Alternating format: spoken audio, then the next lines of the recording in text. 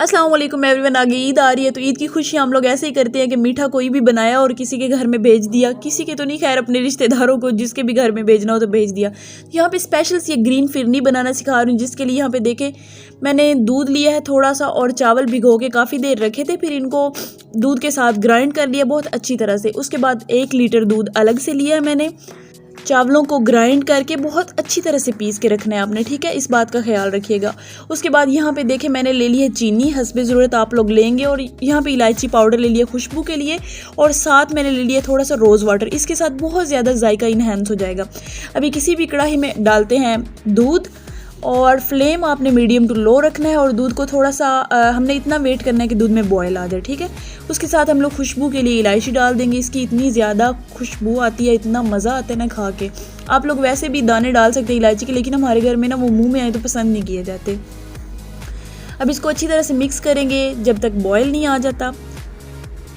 अच्छा, ये रात में आप लोग बना के रख सकते हैं, सुबह ठंडी ठंडी आप लोग दे सकते हैं। अब देखिए बॉयल आ चुका है, अब हमने चावल इसमें डाल देने हैं। देखिए चावल नीचे बैठे हुए थे, मैंने चम्मच के साथ खुरच खुरच के निकाला इनको और डाला। ये इतनी ज़बरदस्ती, इतनी कम टाइम में बनने वाली और इतनी स्पेशल सी खीर है ना, आप लोग एक दफ़ा ट्राई कीजिएगा, आप लोग को मज़ा आ जाएगा, ठीक है। आपकी ईद का जो वो मज़ा होता है ना, खुशी होती है, दोबारा हो जाएगी। यहाँ पे अब हम लोग ऐड कर देंगे चीनी, साथ ही रोज़ वाटर ऐड कर देंगे, फिर से मिक्स करेंगे। अच्छा, चीनी का ख्याल रखिएगा क्योंकि खीर ने बाद में थिक हो जाना है, तो इसलिए तब चीनी ज़्यादा हो जाएगी। अब देखें साइडों पे लग रही है, हम लोगों ने उतार के साइडों से, किनारों से ला के इसको अंदर फेंकना है और हिलाते जाना है, हिलाते जाना है, क्योंकि ये नीचे लग जाएगी अगर ना हिलाया तो ऐसे ही आप लोग अपने बाजुओं की एक्सरसाइज करते जाएँ। देखिए अभी और थिक हो चुकी है, अभी हमने और थिक करना है इसको। यहाँ पे देखिए इसमें पड़ हो रही है, यहाँ पे अपने हाथों को बचा के रखिएगा, बहुत सख्त ऊपर पड़ते हैं इसके। अच्छा, और हिलाएंगे थोड़ा सा। अभी इसने और थिक होते जाना है। मैं आपको कंसिस्टेंसी चेक करवाऊंगी कि कब हमने उतारना है। यहाँ पे देखें ये थिक हो चुकी है अच्छी तरह से। अब हाफ हमने अलग कर लेनी है, ठीक है।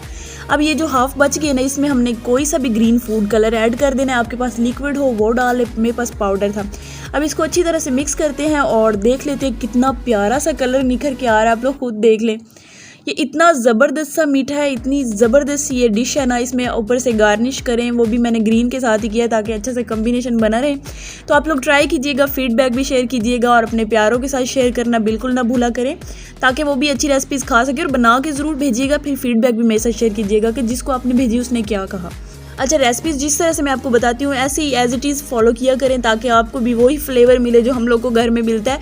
और रेसिपी ट्राई करने के बाद सब्सक्राइब तो बनता है ना, जो आप करते ही नहीं है तो सब्सक्राइब भी कीजिए और बेल आइकन भी प्रेस कर दीजिए, ताकि सारी रेसिपीज़ आप तक पहुँचती रहें। तो मैं मिलती हूँ नेक्स्ट वीडियो में नेक्स्ट आइडिया के साथ, तब तक के लिए रब रखा, अल्लाह हाफिज़।